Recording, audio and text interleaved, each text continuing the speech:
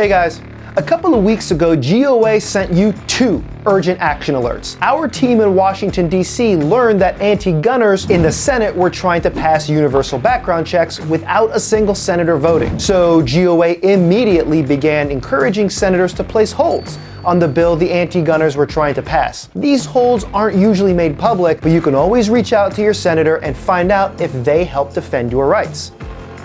Blocked. From their first attempt to pass gun control without a vote the first night, they tried it again the next day, this time on the Senate floor. After the Senate finished the majority of its legislative business and the senators began to head back to their offices, anti-gun senator and man-child Chris Murphy asked the Senate to pass H.R. 8, the Bipartisan Background Checks Act of 2021. Here's what he said. I am on the floor today to ask unanimous consent from my colleagues to proceed to H.R. 8.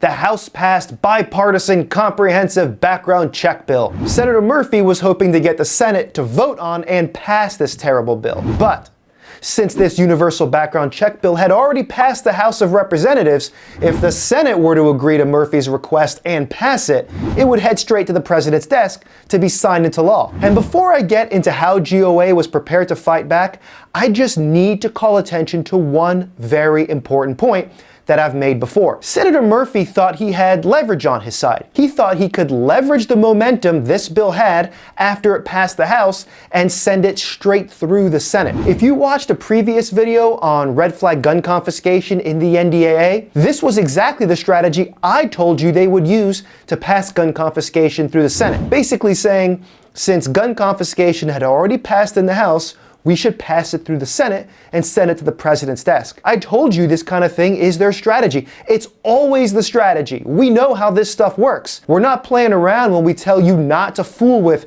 unenforceable promises or fake guarantees of what will or will not be in the final version of a bill. Anyway, GOA was prepared to handle all of this. We were working with pro-gun allies to raise an objection to kill the bill. And by that morning, your collective phone calls and emails were being heard and read in Senate offices. That makes a huge difference, trust me. At close to noon that day, we finally learned that there would be a senator who would raise an objection to kill the anti-gun bill. That was Senator Chuck Grassley of Iowa. But if any pro-gun senator had failed to show up and object, we could have had a huge problem. Mistakes happen and senators can miss important procedural responsibilities. Don't believe me?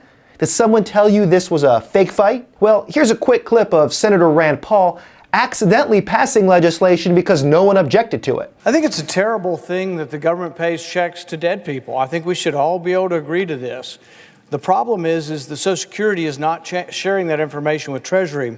I have a bill to do that. So at this point, I would like to ask unanimous consent that the Senate proceed to the immediate consideration of S4104, introduced earlier today. Is there objection? No, I'm asking, are there any objections? If there's no objections, I guess it passes. Is there objection?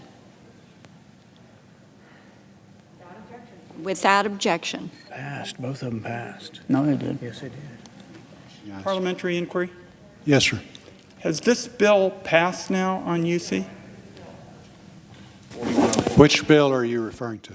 The 4104. Paul bill passed that my colleagues are discussing. 4104 is passed. Just in case there's any confusion, Senator Paul is the good guy in this case, and the fact that someone else made a mistake and didn't object is, as far as I'm concerned, a good thing, but that's besides the point. The thing to take away is that mistakes happen.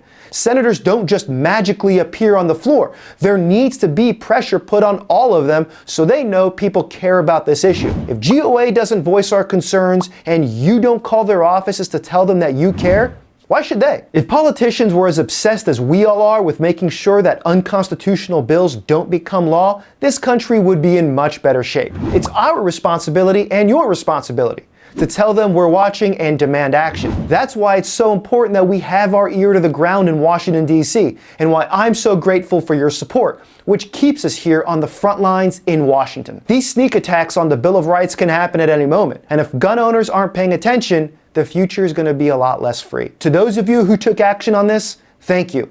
To those of you who passed up on the opportunity to do so, believe me, there's going to be a next time.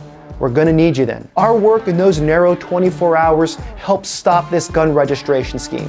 United, we're going to do it again.